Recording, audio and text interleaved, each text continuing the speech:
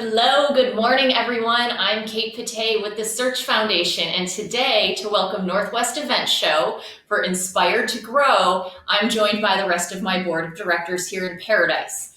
We're actually coming to you today from the Atlantis, Bahamas. We are here to be the first group to travel international for our board retreat as we discuss crisis relief moving forward and how we can best continue to support our industry. We're fortunate to have such a great partner with the Northwest Event Show. So when you see search pop up, when you see the text to give, this is what it goes to, is making sure that we're helping industry professionals that are in crisis. It was great to have the Atlantis hosting us today. So we're thrilled to be coming to you from here. It's a gorgeous day. I hope you're getting some good weather up your way as well. But we know that things like this can't happen without great sponsors like this. Northwest Event Show has some fantastic sponsors that we want to look at today. 425 Business, Evo3 that has the amazing mugs that are co-branded. You can order one with a text to give donation with a minimum of $50. Project Bionic, Red Studios, Elenos, South Sound. There are so many great ones that we're helping to make this happen today, to bring the education to you on that side of things. And Search Foundation is part of this because of our give back. We're a 501c3 for crisis relief for individuals within the event industry. So if something catastrophic happens, if you get cancer, if you have COVID, if there is a wildfire, an earthquake, anything like that, if you're in a car accident, you can apply for funds from Search Foundation. So please don't hesitate to do that. There is a text to give. All you have to do is text the word search to 44321 and you donate automatically. And just note that on the 27th of this month, there's also a second text to give. If you do a minimum of $25, you're entered to win a trip to Antigua. So make sure you join in for that. But today I want to introduce someone amazing who has really brought this together. This is series 4. It's the last installment of a 4-part series from Northwest Event Show, and I've had the pleasure of working with the amazing Jackie Narena through all of this. She has been the mastermind that puts it together. She is the one that is going to be moderating today's panel, asking some really great questions, having some incredible discussion, and I look forward to hearing all of this. You chose such a dynamic panel for this afternoon for all of it. I know there's going to be great conversation. I can't do you justice. There's so much you do and so much you've put together. I would love to hear more and have everyone know exactly what brought you down this path to helping to create this and wrap up this 4-part series. Sure. Yeah. I mean, thank you. Great introduction. The Search Foundation has been just such a wonderful partner for us in so many ways. As we going through 2020, going into 2021, I feel like this session has also inspired me to put more effort into figuring out what it is that inspires us as an industry, what it is that keeps us, attached to it, because we all been in that place where we're like, oh, we're gonna do something else. We've been on site for 12 hours. Like, I'm gonna just do something else. But you're like, you keep getting brought back into the events in a way that's like almost like kinesthetic. Like you have to be part of it. You want to be part of the energy. You want to be part of the industry. And Northwest Event Show, since I've been working with them, has done that in so many ways. A tribute to all the founders, to Stuart, Mary, and Jeremy. And we also have a strategist, Johnny Helstad, say, woo woo. But we all just are so passionate about getting us to the next step that I think that you can tell in all the content that we're creating, and really just focusing on the community, not just as, hey, we need to put on events, but how do we do it to where we get everybody involved in the conversation. So I think that's my inspiration for working with Northwest Event Show. And I love all the connections that we are making and the ideations that come out of the conversations that we have with all these different, event pros. Well, I know there's going to be great conversation today from the entire Search Foundation. We thank you for being such great supporters. I'm going to jump off because I just want to listen. I want to hear this. So thank you, and we will chat very soon. Thank you guys so much. Have fun. Be safe. All right, so hi guys and welcome. Today we are working with a little bit of a grainy piece. So if you guys are seeing this a little bit grainy, sorry about that. As virtual events come, we are tethered to a non-Wi-Fi. But without further ado, I would like to introduce all of our panelists, which are going to be amazing. So we have Simi Aliwalia. She is with Onboard Experiential. We have Jeremy Jewett with Microsoft, and we have Stephen Papa George with Genuine Overkill, which all amazing folks. I would also like to give them a little bit of time to kind of introduce themselves and talk about what they're doing and how they're staying, relevant in this virtual slash hybrid world. So, Simi, take it away. We'd love to hear from you. Give us Great. a quick intro on what you're doing. Great. Yeah, of course.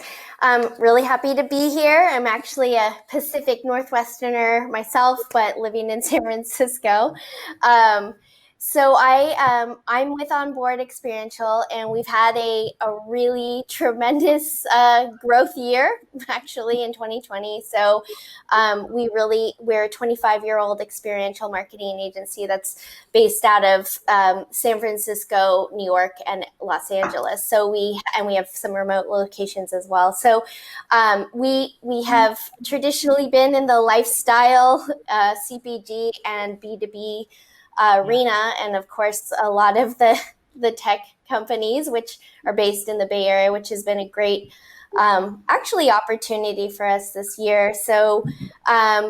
We really obviously went from a year multiple years of in-person events to doing, I don't like really the word pivot, but that shift and transition into the virtual space in the last year. And I think I work with an incredible group of individuals that all just found our innate talents and worked them to the best of our abilities in the technical, strategy, creative space. So this was a, I won't say it was an easy year, but it was actually, if you're talking about growth, this gave us all a really big opportunity to grow. So that's been a great thing.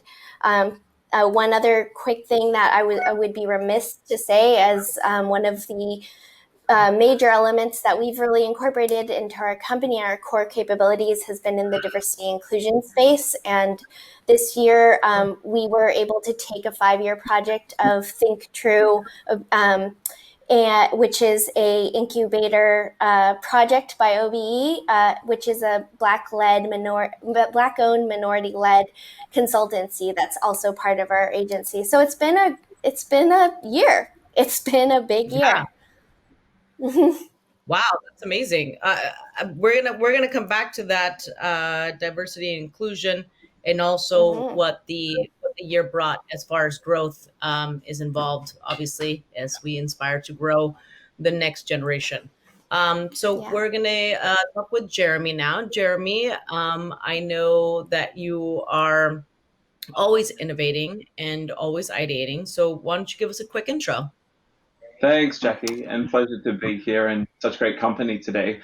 Look, it's been an interesting year for everyone, and I think disruption all around us on many fronts. But certainly in the event industry and in my work for Microsoft, the disruption has felt like a tidal wave at times and been relentless. I think we can all empathize with that, not only professionally and from the industry perspective, but personally as well. It's a challenge for all of us to have gone through, this metamorphosis, if you will, over the last almost year now. And to think about, what does the future hold for event people when you can't do events? And so we have at Microsoft made a quick pivot and have been producing digital events. And I think that is setting up what kind of, I think, more broadly for the event industry in future will become a movement around hybrid events. So the learning and the evolution is not lost. I think as event producers, we all will be looking at new and innovative ways to keep in this digital landscape or keep the digital element as part of what becomes hybrid events. My background before Microsoft was as an event producer. I've worked all over the world. As my accent might give me away, I'm not from around these parts. I'm an Australian from Oz, but have been in the States for 10 years now. And pleased to be in Seattle. I was in New York for 7 years prior to that. And who would have picked that on event day I would be actually standing in a direct ray of sunshine in the middle of winter in Seattle? Never saw that coming. So it's been a great journey. This last year has been incredibly interesting for many reasons, lots of growth, lots of learning. But certainly, I don't think the learning and the growth is over yet. I think we still have a ways to go, and I'm looking forward to talking more about that with you all today.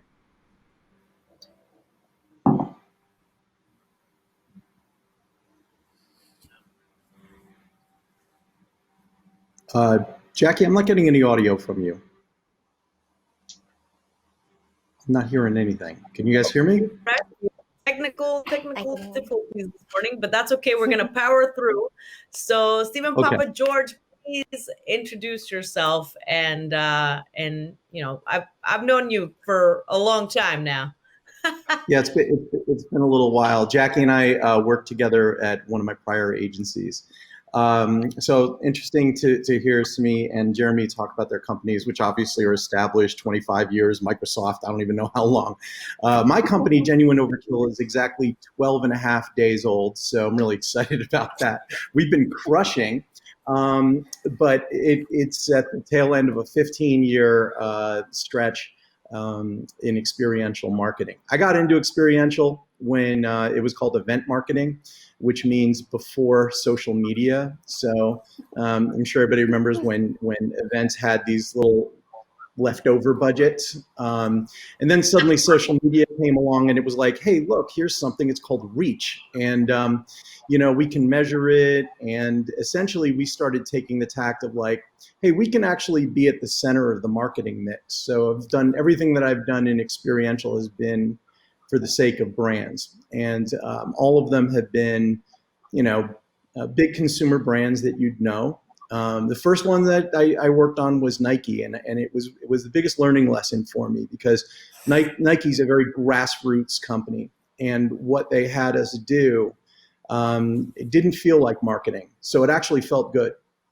It was finding ways to identify and support emerging culture with their target market, right? So this was developing basketball leagues in inner city places where, frankly, they didn't have the resources to create that kind of stuff.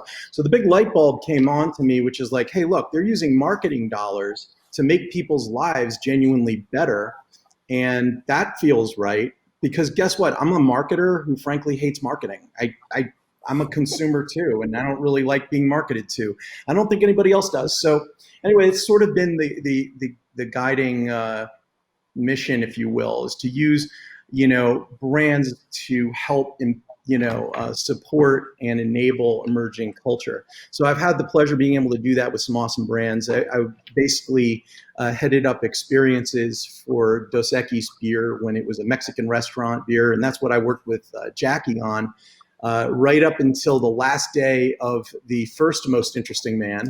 Then they went with this other guy that really wasn't that interesting. Anyway, and then also worked on a lot of spirits, beer, that sort of thing. Most notably, it was Motel Number 7 for Jack Daniels, which was a big immersive experiential tour. It was a whole 360 program. It was awesome. I'm just going to say it was awesome. And so again, it's sort of all about identifying what's going on in consumers' lives and how can we support their culture. And most of the time, experiences are what people look for. So I'm discipline agnostic, but I'm in love with experiences. So that's where it goes. Wow, it took me down to memory lane, but also I love to hear where it actually came from, right? Like, because you've been in the biz for a long time now. yeah, the motel idea was really really amazing, and when one day maybe we'll bring these guys on for an IG live to talk about some of the events that they've done, some of their favorite events, that would be kind of really awesome Yeah. for our audience to hear. We do have an update. Joshua Drex from Project Bionic, he could not make it due to internet and flight situation. So in virtual world, there's still going to be obstacles that you're going to have to overcome, and you're still going to have speakers maybe not attend because of other reasons. So just want to call that out, but we will be missed. Maybe we'll see him on an IG live later on. But let's move into to our first question. So guys, I know it was a pivoting year and it was a challenging year, but I really want to focus on what our industry calls as the learnings, right? Which is basically like, what did you learn, or where did you make a mistake where you pivoted and you made it better? So why don't we start with Jeremy? How did you guys what are the biggest learnings from 2020? Yeah, so the team that I work on at Microsoft is the global event team. Previously, we were delivering hundreds of in-person events a year all over the world, ranging in size for every different audience. So an incredibly diverse lineup of in-person events. And of course, that need to connect with audiences didn't go away when the pandemic happened. And in fact, in some ways, I think created more urgency in lots of ways for being able to give people reassurance, give them some sense of continuity, and so we had to make a very quick pivot. And currently, the team is now turned majority of those events into digital experiences. I'm incredibly proud of the work that the team has done. They have delivered. Again, all size for all audiences and quite rich experiences. And the learning is certainly not lost. We started with what was within the realm of capability of our production studios and facilities in the first few weeks of the pandemic, and then we have evolved the work that we're doing using new tools and new technology, and building a new digital platform to support the digital event delivery over the last 10 months. So the evolution has been rapid, and it's continued throughout. I think now we're in a situation, being a global company, where we're starting to have some areas of the world as well that are going back to in person and don't have restrictions anymore.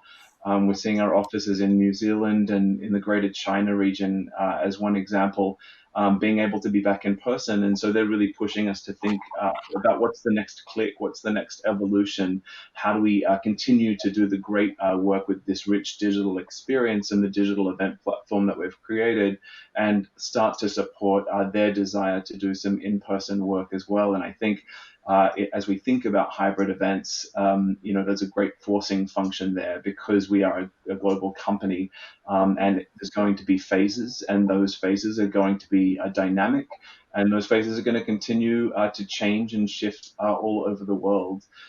So the bottom line is, I think, and I said this earlier, it's been rapid learning, growth mindset. But that's not over. I think it will continue probably at least through this year, being in different phases with different markets. And I think, people's a different level of confidence and comfort in being able to make audiences feel secure and safe will all play into how event organizers are and should be thinking as we think about what the next steps are, moving back out of digital into this new hybrid space. Mm-hmm. Mm-hmm. Definitely, yeah. It's some great, and again, just rapid growth. You just have to be continuing to do that. Simi, what were the learnings from last year, from 2020? Yeah, I echo everything Jeremy is saying. The rapid the rapid style actually was big. It's actually I almost look at 2020 as a year of practice. It's I think as event professionals, you get really good at just going, and that you can, pivot and do this and that really fast. But when you actually have to, the whole world is stopping, and like, oh, I have to practice agility and flexibility and anticipation in a way that I haven't had to flex certain muscles over the years, right? And I mean, anticipation, you can't even underestimate how much that played into we did, right? Nobody knew what was going to happen. And to Jeremy's point, we had to be that trusted kind of voice for not only our clients, but anybody who was coming into our audience. So I really thought of it as like, oh, wow, okay, it's go time. Everything up until now has really been, practicing for these moments. And it was a big year for, just over ourselves having to see what actually makes me tick, and putting that into practice. If I'm getting bored on a Zoom call or a Zoom webinar after 6 minutes, then the world also surely must. And so it's really having to kind of evaluate your own experience and what would you want to see in that. So I really felt like that was something that came out of this last year as far as evolving. It's true, and coming from the experiential world, Papa George, what were the learnings about how? Because I get this all the times with like clients, with new events that you're trying to concept. How do you take those learnings, right? So give us the learnings from 2020, but give us a little preview of what it looks like in an experiential world.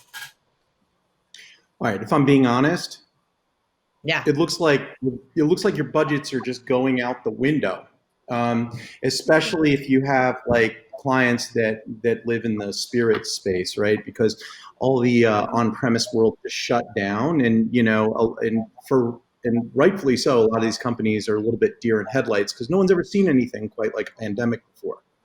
So what I thought was really interesting, because as part of the job, you're studying culture, right? And you're looking at what's going on around you and how people are acting and what they're doing. And I'm going to argue that I think that culture has changed more in the last 10 months than it did in the previous 10 years. But it was amazing how fast everything happened, right?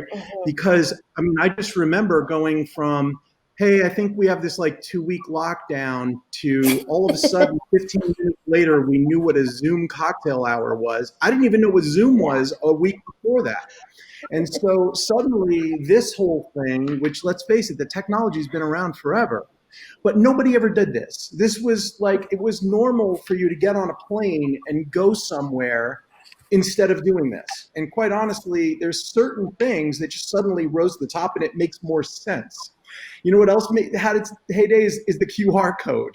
It's like, now we know what to do with a QR code. So it's weird, but it's true. And I feel like what COVID did, and other than just the horrible stuff, is it accelerated a lot of the things that were just sitting there for us, ready to kind of take advantage of. Because, like we as marketers and people creating experiences, we always sort of think, hey, it'd be really great if we could do some augmented reality thing, maybe a VR thing, maybe we do a thing with a shot code. And then you always end up with like, well, people don't really do that. And now they do. And so now you can across those different things, which is interesting, because getting back to the shift from event marketing to what I call experiential, right? Giving it the megaphone, which is, social media. Now you've got, when live events really come back, this is the tool, right? So this is what now I feel we can layer on a whole nother layer of not just reach, but engagement for people at home, right? So I do a lot of work with spirits companies, right? Spirits companies are all about, face-to-face marketing, taste the liquid, all this sort of thing. But now there's opportunities to bring the experience to people's homes. So you can add in a whole nother layer of audiences and reach and that sort of thing. So I've been doing a lot of paying attention, because most of my clients did just pull their spending back, which was partially the impetus for starting the new company, to be completely honest. But Right. I see it as an awesome opportunity now. That's great. And I love every time that you talk about something, you are paying attention to the trends, you're paying attention to what's happening. So I think that Mhm. again, that this leads me to my next question, because we're paying attention to what's happening, even though a consumer might not necessarily know, like they might just be like, we're in lockdown and we're in lockdown, right? So how do we see the 2020 trends happening, right? So now that we have, and even Search Foundation, right? Like they basically broadcasted live from the Bahamas, and we I would like to know, with COVID-19, what are you guys seeing as far as your clients and their confidence to host a live event, and how do we take that? So it's a two-part question. So the confidence with live events with your clients, and then the second part is, how do you tie in virtual and experiential, which I know that all of us are very familiar with. So we'll take the simi. We're gonna simmy shimmy. We're gonna shimmy to the simmy. Woo, here we are. Whoa. Yeah, I think we're already starting to see clients come to us with to, obviously to partner for the future. I don't think everybody is completely ready to just get on a plane and go somewhere. I think I think there still needs to be that level of confidence setting. I know that we've talked a little bit internally with each other about this, but the part that testing is going to play in this is going to be, I think, critical. I really do think having a very, very transparent safety plan for us going forward is going to be, they call me safety semi at work. I am safety semi because right when we went into lockdown, I came I came together with a group to into this COVID plan when the CDC was transforming every other day. So it's an interesting point, but again, it's we have to be those voices of authority, but also confidence builders for both our clients, etc. So I think that's a big piece. I know I already mentioned this, but this like inclusion piece in events too, like has to be really, and everybody is so individualized, and it's all a personal choice of who's going to be comfortable doing what based on their circumstances, right? Big cities have a lot to contend with, so I think we're going to see kind of some interesting models in like that global arena. That's we have to really be aware and do our research and our diligence to know which audiences we're serving in a much more detailed way than we have before. So No, and I think that's a great point. When I first started my journey into pivoting from just being an event producer, live event producer, to that was the biggest thing. It's just like understanding you really have to understand the global arena and how it affects you, and how you can contribute to that and what that audience wants. So yeah, Jeremy, let's go to you. So like, same question, hosting the live events, and then keeping the confidence, and also how do you move forward? Look, you both have mentioned audience, and I mean, events are intended to serve an audience. For Microsoft, I think we've learned two really big things about being in the digital landscape. And in terms of serving audience, one is, we find the reach is exponential. It's far greater, and we can reach far more many people globally than we did in person previously. But also as a result, it's more inclusive. And that's a big priority for a company like Microsoft as we think about, kind of global distribution of our customers. So those two things are not lost on us. But as we think about going back, of course, we're going to continue the work in digital, knowing that the reach is there and that the inclusion is there. Microsoft is also, slightly at risk, very risk averse company, rightly so, but it's also mostly an enterprise focused company. And so the need to go back to in-person is very different than for the challenge of consumer and retail brands. And a lot of my friends and colleagues that work for consumer and retail and work in ad agencies, those brands are clamoring to get back to in-person because you want your consumers to be able to smell, see, and touch your product. It's the way you achieve sales by volume, rather than having to send an individual package to everybody's home to experience. And while that's great for a high touch experience, it's not really scalable, is it? So the challenges, I think, are really different from a Microsoft perspective, but certainly my friends and colleagues in these consumer brands and in agencies, the need to get back is very different, and I think they will be in person before we will. Like I said to you earlier, we will have different stages of our business globally that can get back before probably any of us in the United States will get back to doing in-person events. I'm not sure that we'll be doing in-person events at Microsoft anytime this year. In the United States, certainly. There might be cases of some local markets where it's safe to do so, of them starting to get back in person in small groups. But like I said, it's those in-person consumer activations that really are clamoring.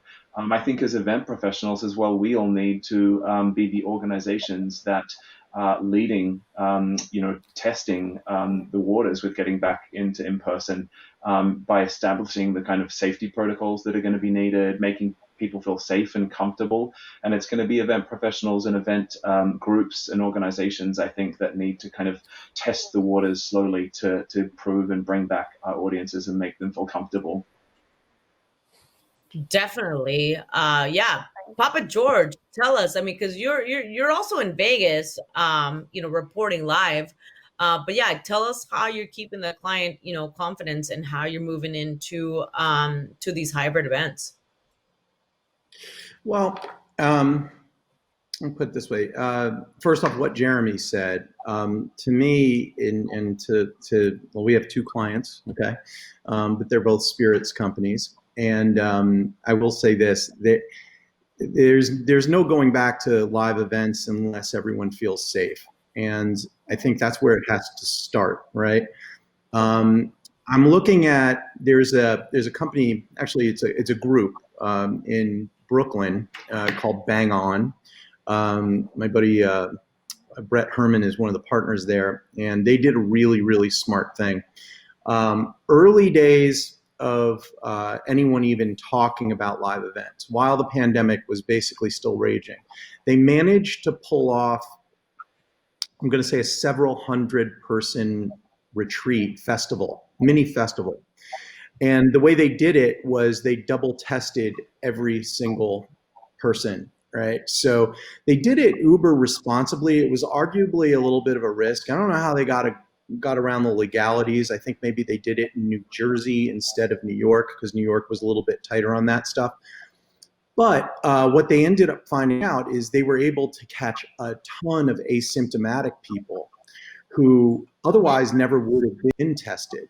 And I thought that was a really decent analog, because people right now, there's a pent up demand for people wanting live experiences. My mom, anecdotally, is a cruise only travel agent, and what she's telling me is all her older customers, the minute they get the vaccine, they're booking a cruise, right? Which makes sense. And Vegas over here, I'm hearing people who work for casinos talk about how they're going to be at full capacity in April. That's what they're projecting, and what they're projecting it against is the vaccination numbers that they're estimating. So I think what's going to happen is the live events are coming back at the same pace as people feeling safe to be there, and also that's going to be reflective of how government, local governments regulate these things.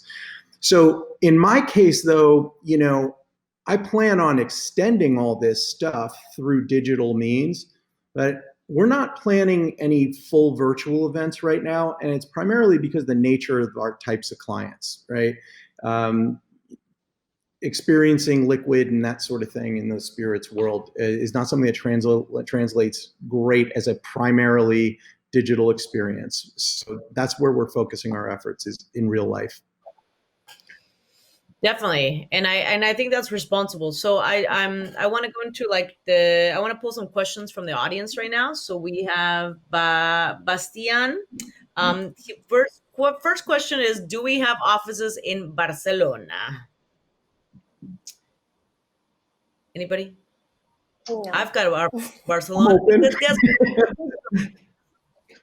We certainly have offices in Spain and throughout.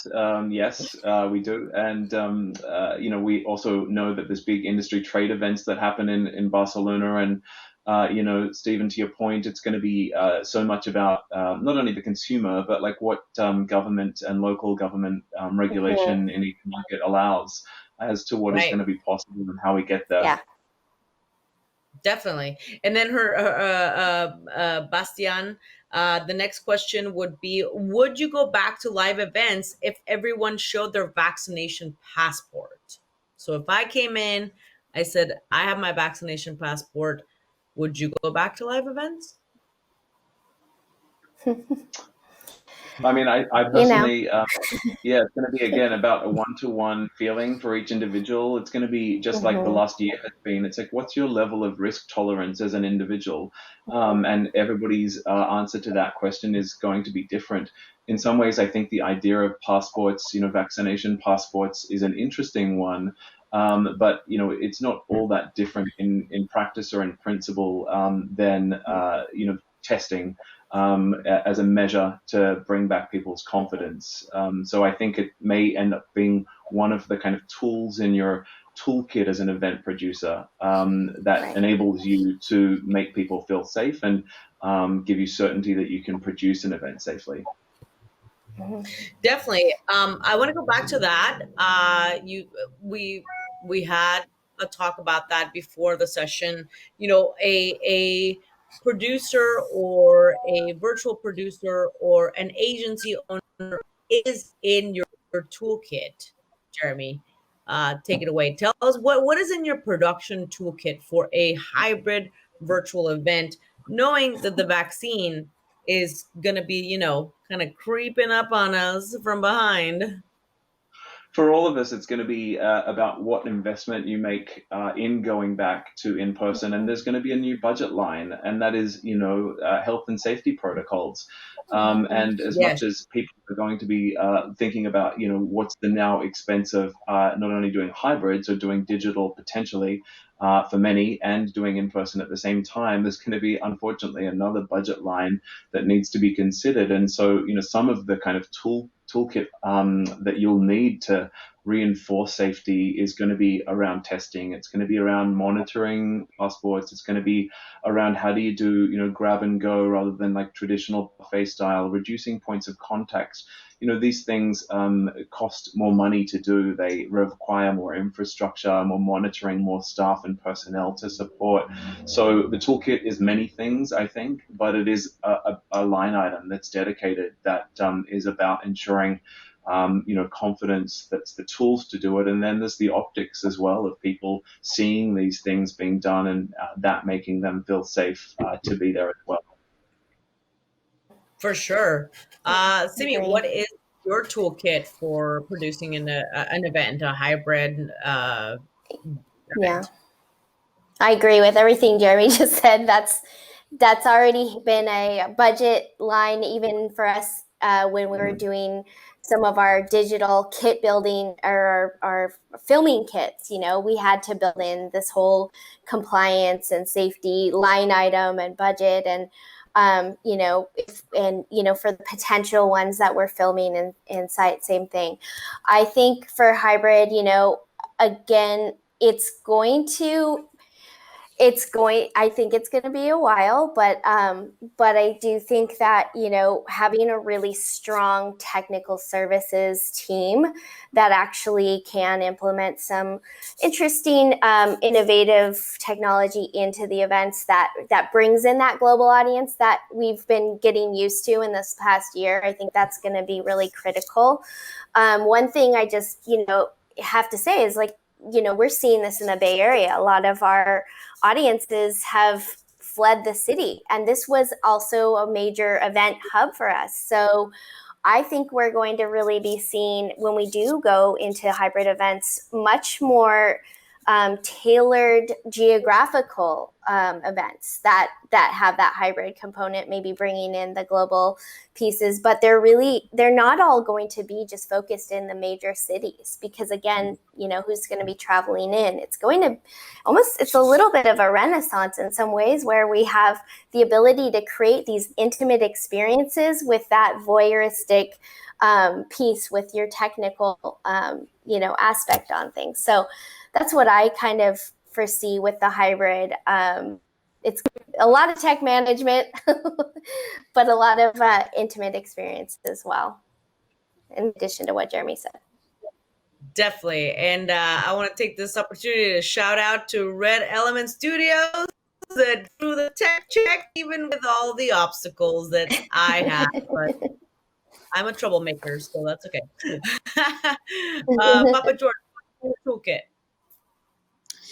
All right. So what I've been really excited about is I've been watching how the immersive theater world is adapting to COVID, or has adapted to COVID, and it's interesting. So I belong to this, like, we'll call it a secret society of creative directors that focus on experiential, and it really is like a who's who of all the people creating awesome stuff, particularly in the New York area.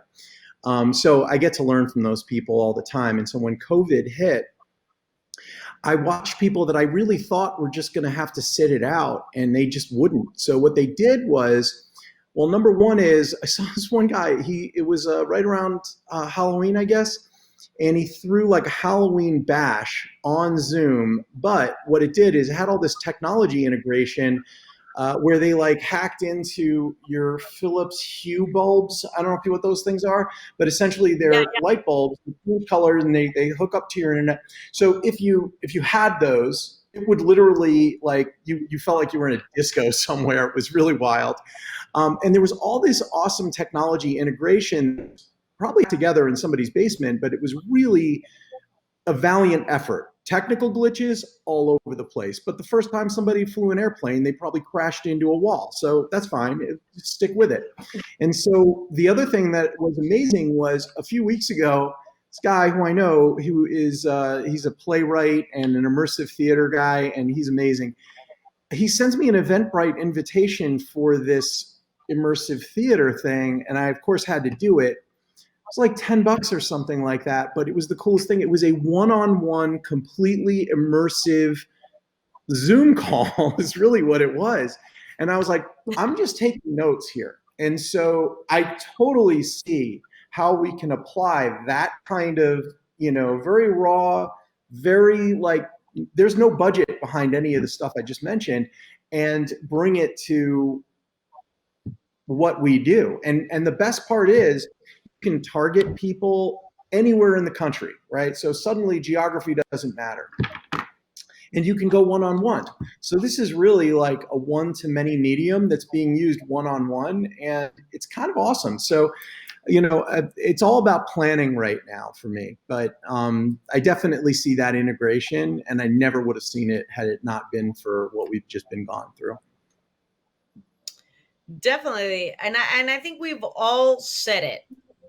It's a global audience. It's a different audience. Okay. So like before we target to New York, we're going to target to LA, and we're going to target to Chicago. And there were the cities that we knew that our clients needed to be in. But now all those people are all over the place. They're going back to their family's house. They're in Ohio.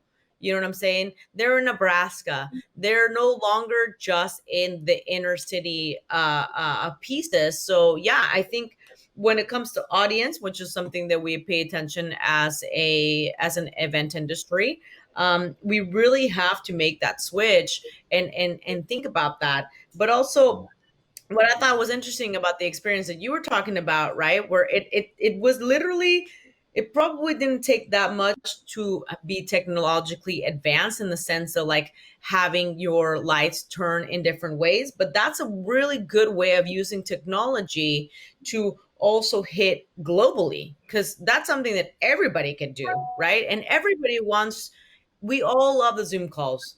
We are, essentially on a Zoom call that everybody's tuning into, but you got to keep it interesting. So what is that next level of interesting? Is it your lights flickering? Because at the end of the day, we just want to have fun, not just girls will just want to have fun, but boys want to have fun too. So we're gonna go to one more question. This is from Sarah.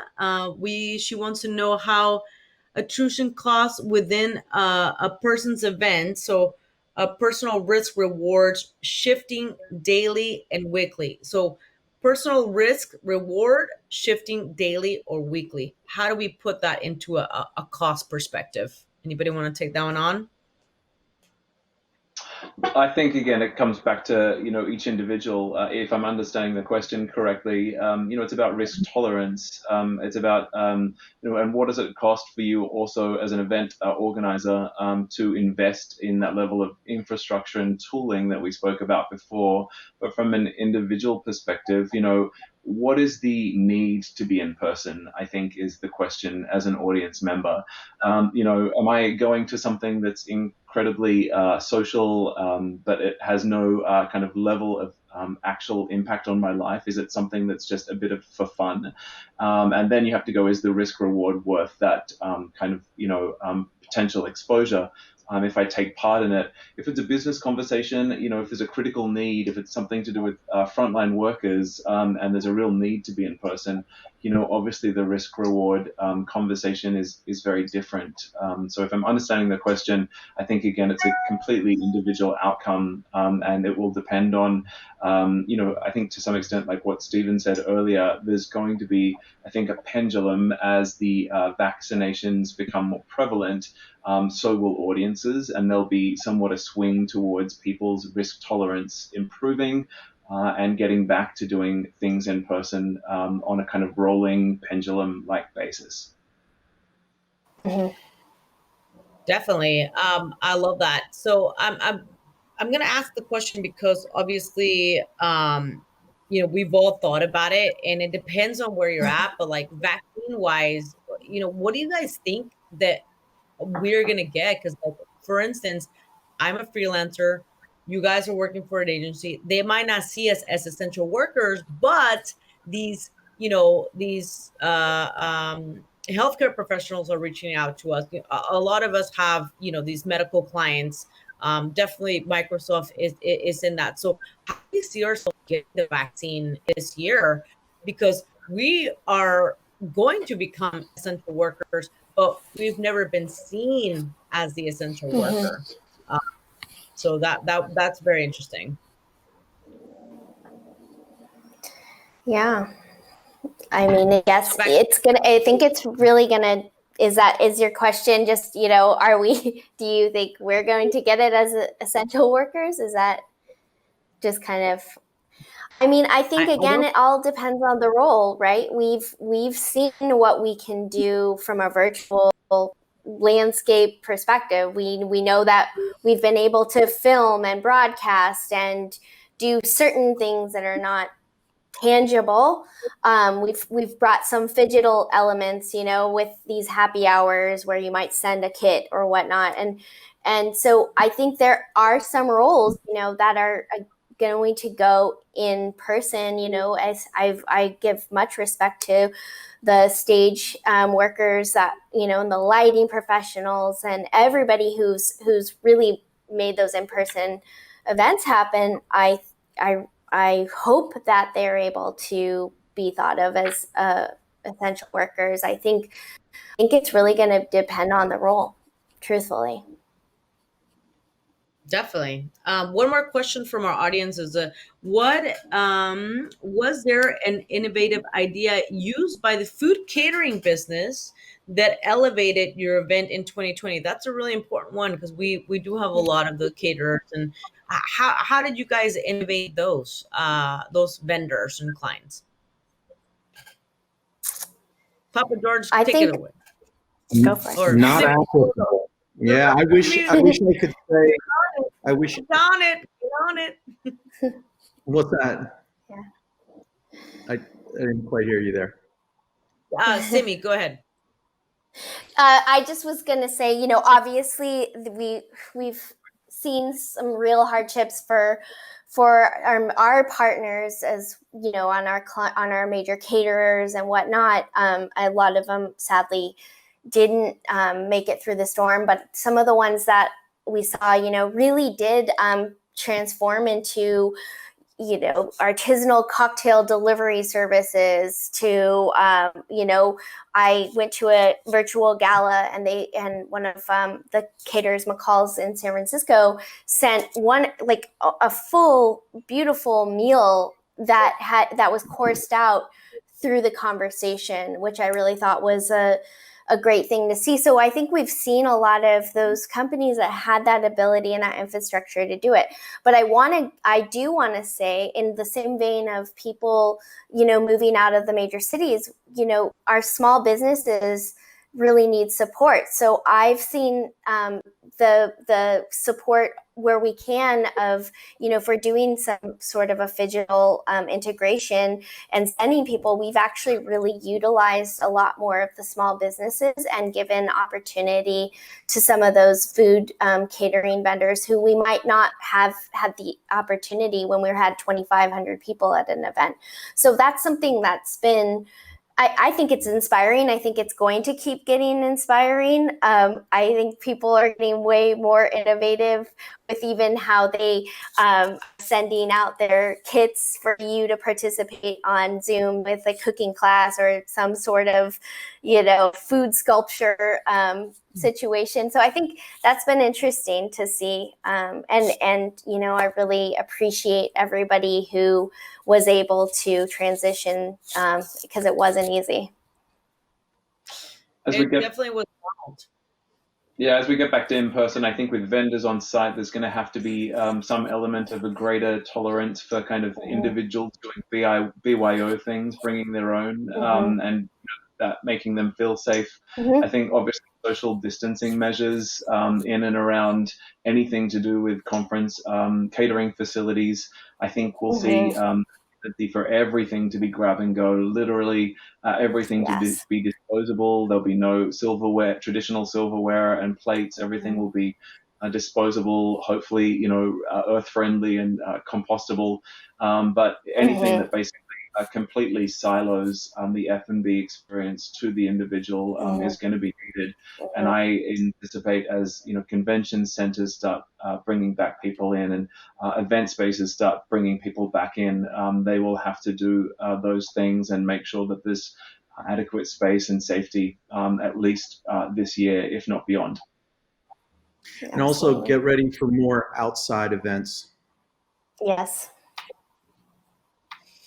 Yeah. So that means we're, the West Coast definitely have some more events, but you guys have brought up a lot of, we've tackled a lot of different things. But one of the things with our vendors is like the food and beverage aspect of the world, right? So it's just like innovating, bring your own, BYOB, like that is very, very interesting. I don't think I've thought of that, but I think that is something that we should definitely kind of take in as we inspire next, event wave in 2021 is BYOB. I clean my stuff, I bought the bottle myself. I went to the market. It's safe. So it does give you that confidence that we were talking about earlier in some of our other conversations. And then obviously, keeping to the hybrid element, you're always going to have that virtual / live piece. So as I know, man, we are coming down to ending this conversation.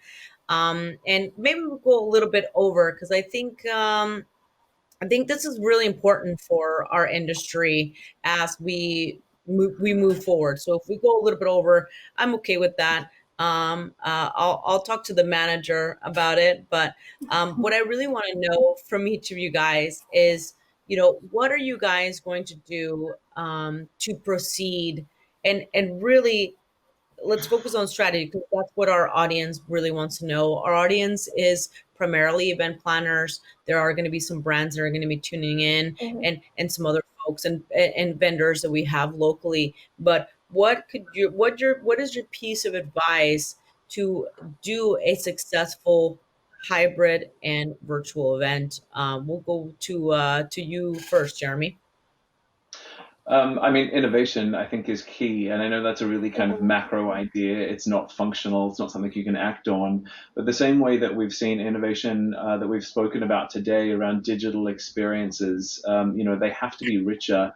I think the event industry previously had a preconception that a digital event was something where you just threw a camera at the back of a room onto a keynote stage, and if you were, watching at home because you couldn't be lucky enough to be there, you watched this kind of terrible, grainy, pixelated back of room camera feed. We've definitely transcended that. We've seen innovation in the medium. We're competing here with Hollywood.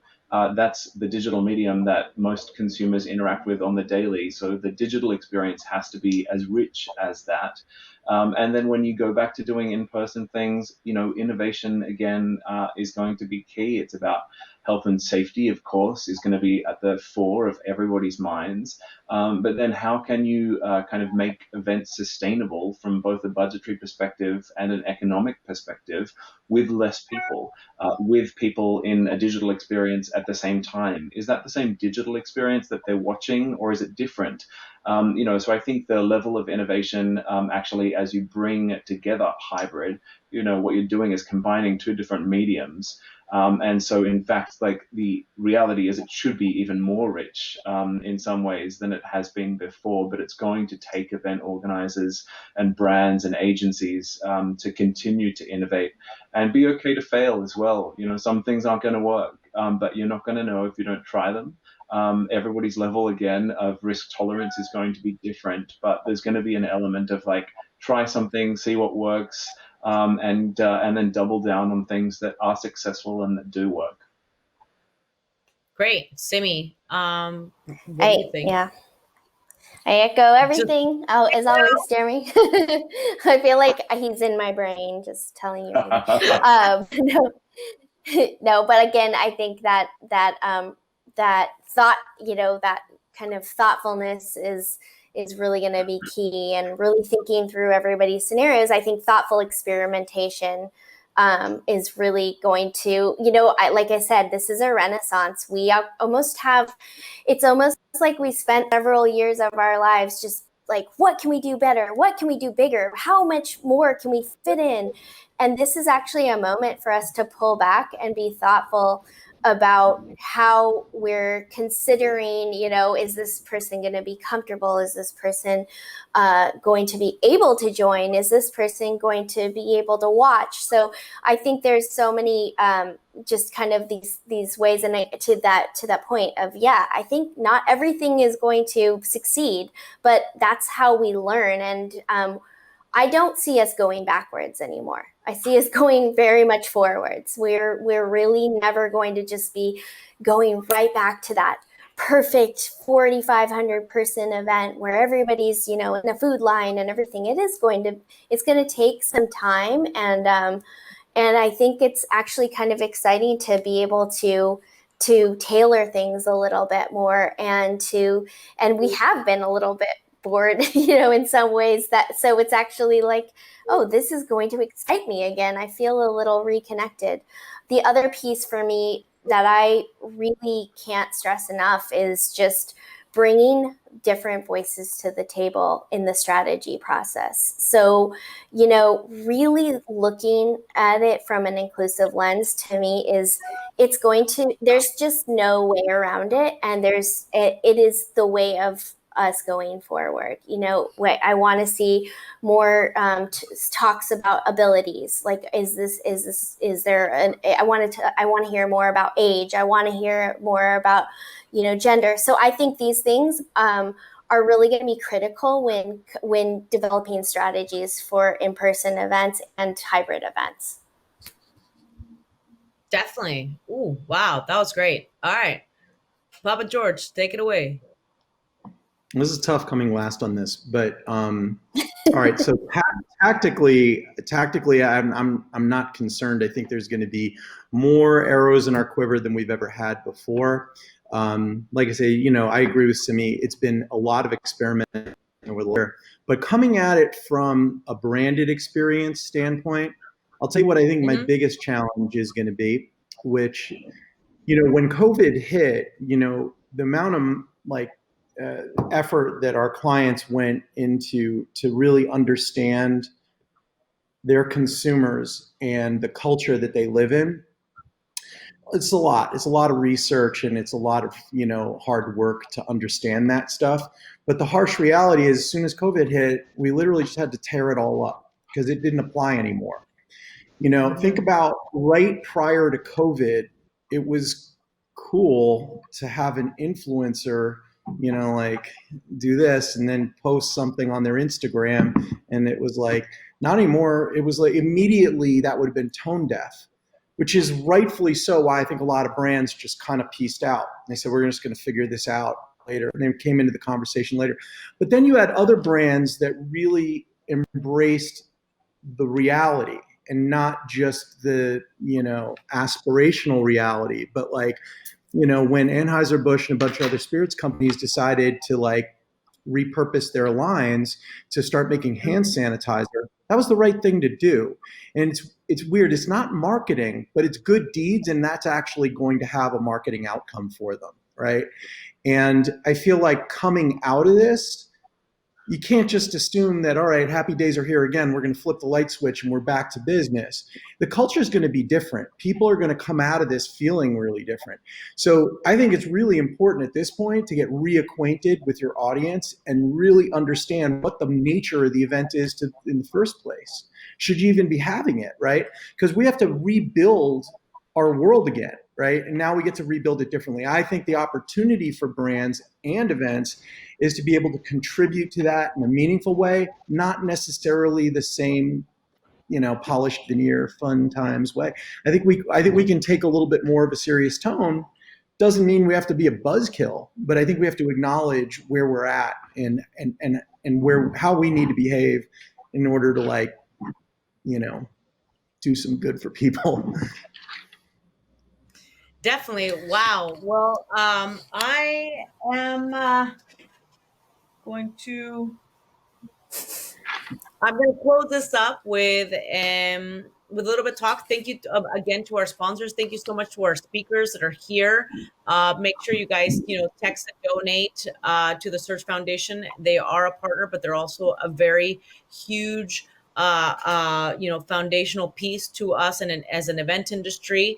And again, thank you guys so much. A little bit of things to keep in mind is be innovative, be thoughtful in your experiences, and make sure that you reacquaint yourself with your audience, which we've heard audience, get global, get virtual, and please reach out to any of us if you guys have any questions on how to do these things. And let's keep connecting as an event industry world. Thank you guys so much for tuning in. Sorry, we went over a little bit, but I know you guys appreciate the insight that these folks had to give us today. Thanks for your time. Thank you. See you next time. Thanks for having us.